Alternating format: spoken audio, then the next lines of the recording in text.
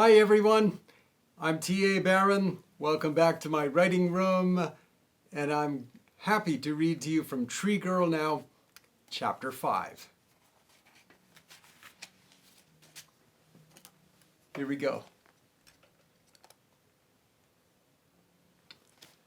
Suddenly, a whole new world. Now Anna's feet didn't sink into the sand, they bounced in a bed of leaves. The briny smell of the sea faded into a zesty mix of resins, blossoms, and rich, wet soil. And the sounds of sloshing waves and screeching gulls died away, shushed by the whispers of branches.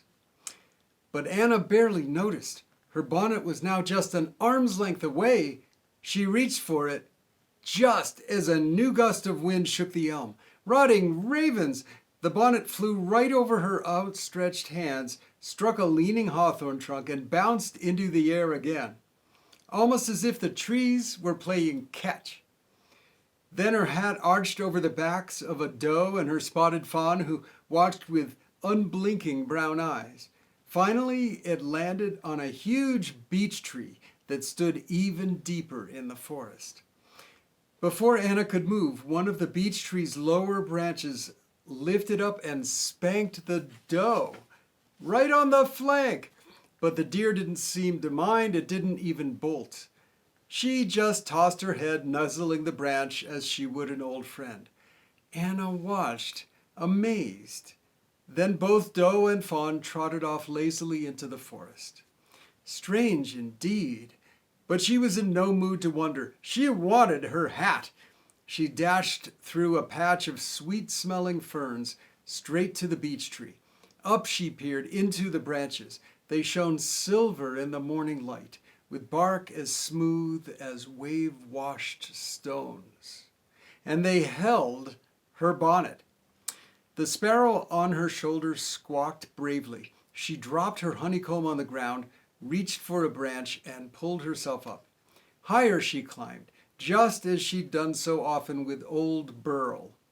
In a few minutes she drew close to her prize. She leaned out from the trunk, bracing herself with one hand, stretching for her bonnet with the other. She reached farther and farther and got it! Eagle gave a triumphant chirp. She put on the hat, pulled it down tight on her head, and climbed back down. She jumped from the bottom branch, landing in some moss between the burly roots. With satisfaction, she tapped the bonnet's brim. Anna turned to go back to the beach, but something made her pause. She gazed all around. What a place this was! She stood at the very edge of a glade, a hidden meadow of ferns, tall grasses, and spring bluebells.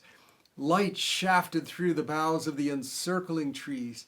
Bees darted from blossom to blossom, while a small butterfly floated like a yellow cloud above the grass. She stroked her chin.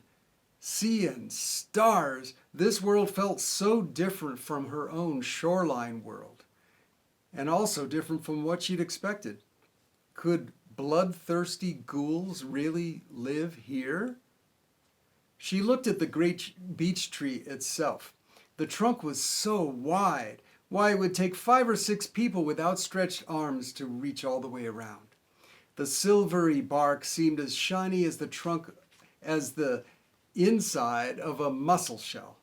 And then at the base of the trunk, she spied something else. A black spot, an opening. She crept closer. Here was a cavern in the trunk, big enough for one person, maybe 2. She nudged Eagle with the side of her head. See there, a secret tunnel in this tree. The bird peered into the darkness of the cavern, shaking his head from side to side. Come, let's have a look. Eagle whistled in protest. Come on now, maybe there's a secret room in there with treasure and jewels and things. She stroked his crooked wing. No one's going to hurt us, and besides, I've got you to protect me. The sparrow's tiny chest puffed out a little. And so she ducked into the cavern. It was quiet, very quiet. She heard the echoes of her own breathing, her own heartbeat inside the wooden walls. In time, she could see thick black ridges running up the inner trunk, like vertical roots or the veins in someone's arm. She sighed and leaned against the cavern wall. The wood felt warm against her back, and it almost seemed to form itself to her shape, as if she was the water and it was the cup.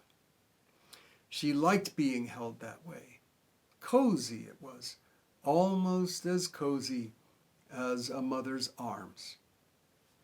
A sudden cry made her jump. It came from just outside the tree. She turned toward the entrance just as a bear cub bounded into the glade.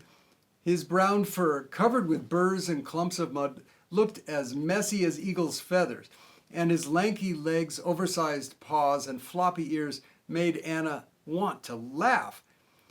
Just then another bear with sand-colored fur bounded over. Without even slowing down, he plowed right into the first bear and knocked him flat. Though smaller and more scrawny, the sandy bear seemed to burst with mischief. The two cubs started wrestling. Over and over each other they tumbled, flattening the grass of the meadow. The brown one landed on top, but the sandy one twisted away. Then the smaller bear pounced, only to be hurled into a patch of ferns. Back he came again, quicker than a darting minnow.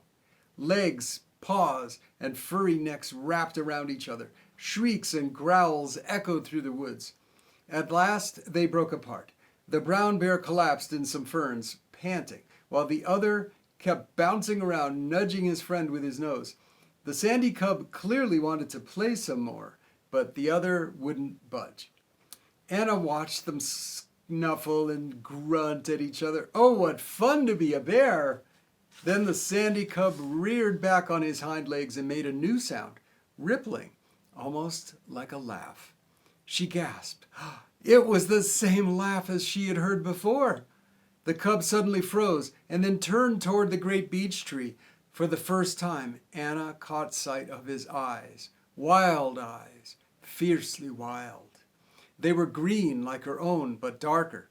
They seemed as deep as the forest itself, and they glowed, like a pair of magical moons. Ears flapping, the bear loped toward the tree. Anna's heart pounded. He was coming straight at her. She shrank deeper into the cavern, holding Eagle's beak closed. Quiet, Eagle, she whispered. Not a sound. Just before the cavern entrance, the bear stopped. He crouched low and sniffed among the twisted roots. Seconds later, he raised his head. Something was sticking to his tongue. The honeycomb!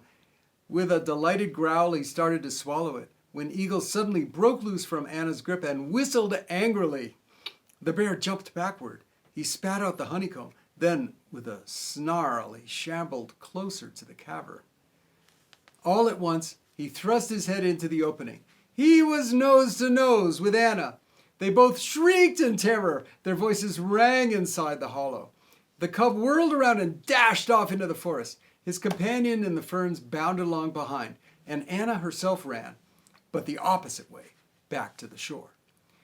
Now the glade was empty again, the ferns and spring bluebells lit by slanting rays. Only a small slice of honeycomb left on the mossy ground hinted that something strange had happened.